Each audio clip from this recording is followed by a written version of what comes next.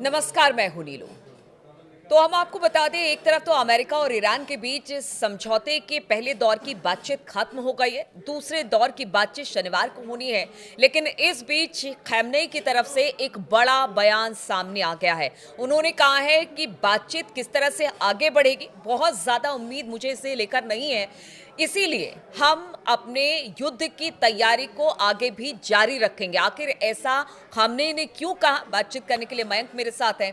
मयंक, एक बड़ी बात है, आप पहले दौर की बातचीत में बड़े सकारात्मक रहते हैं, दूसरे दौर की बातचीत होने वाली है वो जो परमाणु कार्यक्रम ईरान के चल रहे हैं उसको लेकर होगी। लेकिन फिर ऐसी बातचीत खamenei की तरफ से क्यों आई है? क्या कोई पुरानी हिस्ट्री को ध्यान में रखते हुए इस तरह की बातें कर रहे हैं? देखिए, इस आपने जो सवाल पूछा इसके तीन पक्ष हैं। पहला, जो सबसे पहला पक्ष ये है कि जो ईरान के रणनीतिकार हैं या खamenei खुद हैं या जो IRGC के कमांडर्स हैं, इन सबको ये लगता है कि अमेरिका एक बार फिर ईरान के साथ धोखा करना चाहता है। अगर साफ शब्दों में कहें, ईरान किसी तरह के न्यूक्लियर समझौते के लिए तैयार नहीं होगा।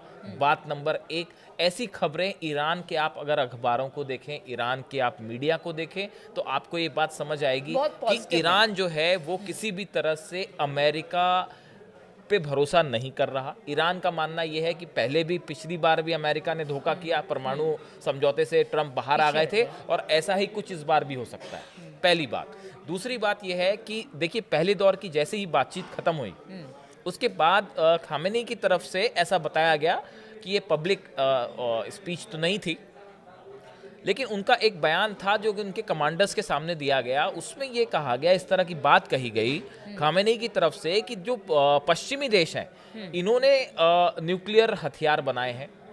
अगर पश्चिमी देशों के पास न्यूक्लियर हथियार बनाने का अधिकार है, तो फिर ईरान के पास क्यों नहीं है? ईरान भी एक संप्रभु देश है। और ये सवाल ये खamenei कह रहे हैं, ये खamenei का बयान है। खamenei का जो कहना था, जो उनका तर्क था कि भाई अगर पश्चिमी देश हथियार बना सकते हैं और परमाणु हथियार बना सकते हैं, तो हमें क्यों रोका जा रहा है? हम किसी पे हमला नहीं करना चाहते, हम अपनी सुरक्षा के लिए हथियार बनाना चाहते हैं, तो हमें क्यों रोका जा रहा है? एक प्रकार से उन्होंने पश्चिमी देशों पे एक प्रकार का सटायर किया, उन पे सवाल उठाए।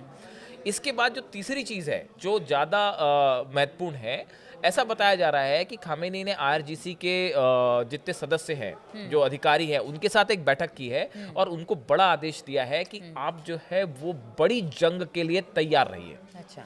खamenei का ये मानना है कि हो सकता है अमेरिका समझौते का एक प्रकार का ये माहौल होए कि समझौता चल रहा है, बातचीत आगे बढ़ रही है, लेकिन इसी बीच कभी भी ईरान पर हमला हो जाए। इसलिए खamenei ने साफ आदेश दिया है कि आप जंग के लिए, बड़ी जंग के लिए तैयार रहिए। देखिए, कुछ सैटेलाइट से इमेजेस बाहर आई हैं जिसकी चर्चा है इंटरनेशनल मीडिया में। पिछले 48 घंटे में, जब ये पहले दौर की बात शनिवार को खत्म होती है, उसके 48 घंटे के अंदर ईरान ने बड़े स्तर पे हथियारों का मोबिलाइजेशन किया है। चाहे वो जहाज शायद इसी को लेकर बीच में खबर भी यही आई थी वहीं शनिवार से लेकर अब तक कि शायद कोई बड़ा हमला ईरान करने के फिराक में। देखिए ये कई सारी चीजें हैं इसमें। हाँ। देखिए, जो एक चीज तो निकल के ये आ रही है कि ईरान की तरफ से ये कहा गया कि हम पहले हमला नहीं करेंगे। वो बार बार कहते रहे। हाँ। ये ईरान का स्टैंड बिल्कुल क्लियर है कि हम पहले हमला नहीं करेंगे। और जो IRGC के सोर्सेज से भी जो खबरें इंटरनेशनल मीडिया में है, ये खamenei को भी ये एडवाइस किया उन्होंने कि ईरान किसी भी सूरत में, ईरान ने ये समझदारी दिखाई, किसी भी सूरत में ना इजराइल पर हमला करेगा, ना अमेरिका के ठिकानों पे हमला होगा। ये ईरान का स्टैंड हम पहले से कह रहे हैं, मजबूत है और एकदम मैच्योर स्टैंड है। लेकिन अगर कोई हमला होता है, ईरान अपनी सुरक्षा की तैयारी में जुटा हुआ कि अगर हमारे पे कोई हमला होता है तो हम उसका करारा जवाब देंगे। तो ये जो मोबिलाइजेशन है हथियारों का, तो मतलब कहने का मतलब ये है कि समझौता जो है, इसको ईरान बड़ा संदिग्ध होकर देख रहा है कि कहीं ऐसा तो नहीं कि ये कोई बड़ा ट्रैप है, कोई चाल है अमेरिका की। देखिए, एक बड़ी वजह इसकी बताएं, इसकी बड़ी वजह क्या है? ईरान के पास एनरिच यूरेनियम है, इसमें कोई शक नहीं है। बिल्कुल। IAEA की तरफ से भी कहा गया है कि आप ईरान के पास लगभग इतना यूरेनियम आ चुका है कि वो जब चाहे परमाणु हथियार बना ले। अब अगर समझौता होता है तो वो किन शर्तों पे होगा? क्या ये कहा जाएगा कि ईरान के पास जो यूरेनियम है वो अमेरिका को सौंप दे, या फिर उसको डिस्ट्रॉय कर दिया जाए? ये बड़ा मुश्किल होता है। ईरान का स्टैंड ये है कि देखिए, अभी जहां तक बात बनी है उसको स्टैंड स्टिल पे रखा जाएगा। मतलब ईरान ने जितनी क्षमता हासिल कर ली है उसके आगे ईरान नहीं बढ़ेगा, ये समझौता हो सकता है। लेकिन ये नहीं हो सकता कि जो क्षमता हासिल कर ली उसको डिस्ट्रॉय कर दे, जो नेतन्याहू कह रहे थे कि जैसा लीबिया में हुआ गद्दाफी के साथ, वैसे हम न्यूक्लियर आपके पावर प्लांट्स को डिस्ट्रॉय कर दें और सामान उठा के ले जाएं। ईरान इसके लिए तैयार नहीं होगा। ईरान का जो कंडीशन है वो ये कि हमने जो क्षमता हासिल कर ली है, बात यहीं तक रहेगी, हम इसके आगे नहीं बढ़ेंगे, इस पे समझौता हो सकता है। इसके लिए ना अमेरिका तैयार होगा ना इजराइल तैयार होगा। इसलिए यहाँ पे इस समझौते में अगर आप ध्यान से देखें तो एक डेडलॉक की सिचुएशन की तरफ मामला बढ़ रहा है, और इसीलिए ईरान को डर है कि हमला हो सकता है, और खामेनी युद्ध की तैयारी कर रहे हैं। क्योंकि पहले ही क्या कहा जा चुका है कि अगर समझौता नहीं हुआ तो फिर एक बड़ा हमला हो सकता है। दूसरा आपका जो सवाल था कि इराक के कुछ मिलिशिया जो हैं वो कैसे ईरान के साथ आ गए, ये बड़ी खबर है। देखिए 8 संगठन हैं इराक के इस समय। इसमें कताइब हिजबुल्लाह है, ये सबसे बड़ा संगठन है। ये कताइब हिजबुल्लाह वो संगठन है जो असद शासन की मदद भी कर रहा था। ऐसी बद्र संगठन है, ये ईरान का सबसे पुराना साथी रहा है। उसी तरह हरकत हिजबुल अल नुस्बा, ये भी एक संगठन है जो कि बड़े काफी समय से असद जो शासन था सीरिया में, उसकी मदद करता रहा है। उसी तरह असैब अहल अल हक, ये एक संगठन है।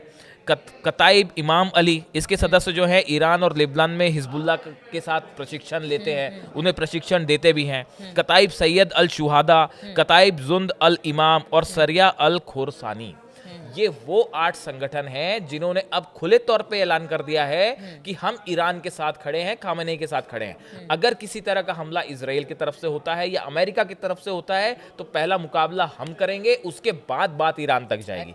ये खामेनेई और ईरान के लिए एक बड़ी उपलब्धि है। देखिए ईरान की तरफ से ऐसा बताया गया कि इराक मिसाइल्स भी भेजी गई हैं। हमने आपको बताया था वीडियो में कि ऐसी खबरें हैं कि ईरान ने जो है काफी सारी बैलिस्टिक मिसाइल्स जो है वो इराक भेज दी हैं। अब ये संगठन हथियारों के साथ बड़ी जंग के लिए तैयार हैं। तो ना सिर्फ ईरान जंग के लिए तैयार है, बल्कि ये जो संगठन है इनके लड़ाके भी ईरान के साथ खड़े हैं। ये बड़ी खबर है। चलिए, तो ईरान के साथ बहुत सारे संगठन इस वक्त खड़े दिखाई दे रहे हैं, क्योंकि इराक में हमने कुछ दिन पहले बताया था बहुत सारी मिसाइलें भेजी गई हैं ईरान की तरफ से। अब ऐसे में अगर समझौता नहीं हो पाता है किसी वजह से, तो फिर क्या होगा? क्योंकि अमेरिका ने तो पहले ही कह दिया कि समझौता नहीं तो फिर युद्ध के लिए तैयार, यानी कि बड़े हमले के लिए ईरान तैयार रहे। अब ऐसे में खamenei ये कह रहे हैं, तो उसके पीछे क्या यही वजह है? इस खबर पर लगातार हम आपको अपडेट देते रहेंगे। फिलहाल बहुत बहुत शुक्रिया हमारे साथ जुड़ने के लिए।